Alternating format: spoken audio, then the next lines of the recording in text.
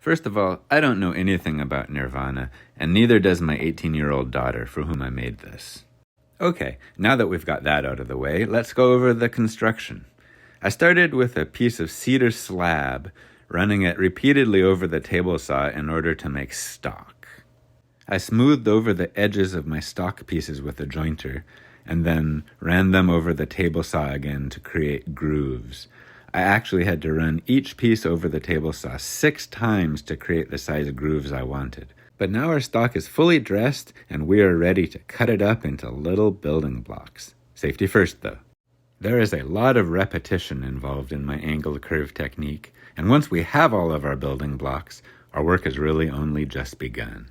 I like to get comfortable for the gluing portions of the job because I know soon enough I'll be back out in the workshop sanding.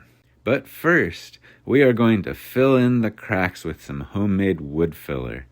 Yes, this is cedar, sawdust, and glue.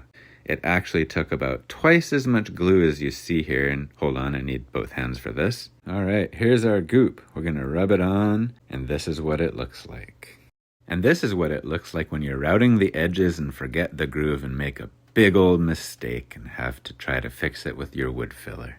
So this may end up being as much of a prototype as a gift, but let's not let one mistake stop us. Onwards and upwards, as the saying says. Happy accidents. It's what you make of it.